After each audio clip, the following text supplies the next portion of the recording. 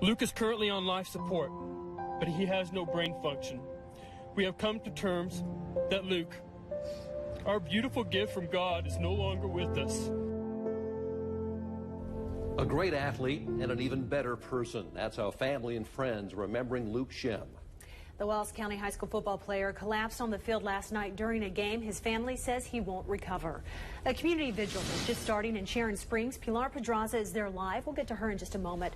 Meanwhile, Luke's family and many of his teammates are with him at a Denver area hospital where he's on life support with no brain function. Luke's dad talked about his son this afternoon. Emily Griffin leads our Team 12 coverage with his emotional words. Emily? Humble, hardworking, with big plans for the future. Those are just a few of the heartfelt words Luke's dad, David, used to describe his son during a press conference at the hospital near Denver this afternoon. A kiss on the forehead. The last thing I did to him before I left for my meetings, and I still give my boys when I see them, is a kiss on the forehead, and I tell them I love them before they go to bed. And I ask every parent out there to do the same to their children, too. It's one of the last memories David Shem has of his son Luke before he collapsed during a football game Tuesday night. Wednesday, his family and Luke's teammates stood together to say goodbye. Luke is currently on life support, but he has no brain function. We have come to terms that Luke, our beautiful gift from God, is no longer with us. Gone, but his family says his passion for life, sports, and church won't soon be forgotten. Luke gave his all on the field. He lived life with a passion, and that's what we want to see the team do. And I told the coach, I don't care if you win or lose. I want these boys and I want these kids to lay it all out there on that field. Luke Shem would have turned 18 years old next month. His dad says he recently decided to attend Kansas State next year. Thank you, Emily. Let's go live now to Pilar Pedraza at the vigil for Luke in Sharon Springs. Pilar? Well, folks just began arriving for this vigil about half an hour or so ago. The pastor told me earlier this afternoon that this vigil is a chance for the community to come together, grieve together, and support each other during this time of mourning. Now, while the Shem family won't be here this evening, most of the rest of the city of Sharon Springs is expected. I spoke with leaders of the Methodist Church here just about an hour ago, and they say the community's first reaction to this tragedy was turn to God for support. Both sides of the stands emptied. We went to the field and we prayed together, and it was completely citizen-led. It wasn't the school. It was citizen-led and just a spontaneous reaction. I felt the presence of the Holy Spirit, that he was with us and hadn't deserted us. Now, the live picture that you've seen so far inside the church, that is of the foyer. It's an overflow area where they're expecting people to have to go because they're expecting so many people to show up here. They have asked us to not go in the sanctuary to give those who want a chance to mourn privately that opportunity, while we are then still able to bring you some coverage from that overflow area. And we will certainly have more on this vigil in the morning in this community on Eyewitness News at 9 and 10. Pilar, thank you. Sharon Springs is a small community where everybody knows each other, and many say Luke was a local hero. His loss is the third death in the town this week, making it just that much harder to deal with.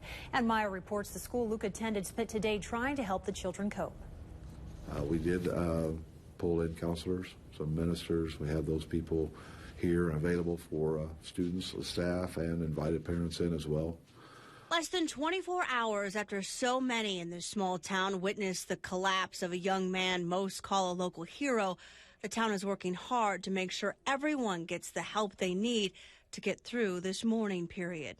And so as we got to school today, it was very emotional, but the kids are really sticking together, and they are here for each other, and the teachers are doing the same. So.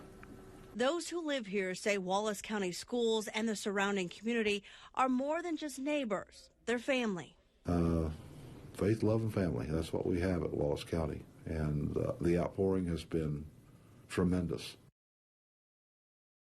And the school says it will continue to provide counselors as long as students need help. That emotional support is, again, a big reason why so many are gathering tonight for that vigil. Again, we'll have more on that service tonight at 9 and 10.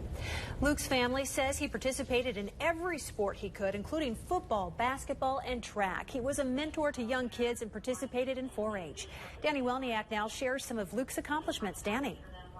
Thanks, Melissa. Well, Luke Shem will be remembered for so many things, including being a star in the world of Class 1A sports. One of the most accomplished athletes in the state. He was a 4-year starter and dominant running back and linebacker on the Wildcats football team, leading them to a state runner-up finish in 2013. He was also a 4-year starter in basketball and led the Wildcats to a state championship last season. In track, he placed 2nd, 4th, and 3rd at state over the last 3 years in high jump. Now, the entire Kansas sports community is sending thoughts and prayers to Luke's family. Cheney's head coach tweeted out this message. I'm sitting here being sad that we lost a game. I can't imagine the pain for the Wallace County community. Thoughts and prayers for them. Now, Wichita State guard Ron Baker, a Scott City native, also sent out this message of prayers for Luke and his family. Today, we talked to Rich Epp, who was calling the game on First Open Spaces Sports. Epp says everyone knew it was a serious situation right away. He says the Wallace County community will rally around Luke's family. This is a community today that is in shock. They can't believe what's happened to one of their own. But it is a community that will come together, will support one another, pray for one another, help one another. Wallace County High School football team's next football game, set for Saturday, will be played as scheduled. The team's coach says his teammates decided Luke would want them to play. Thanks, Danny.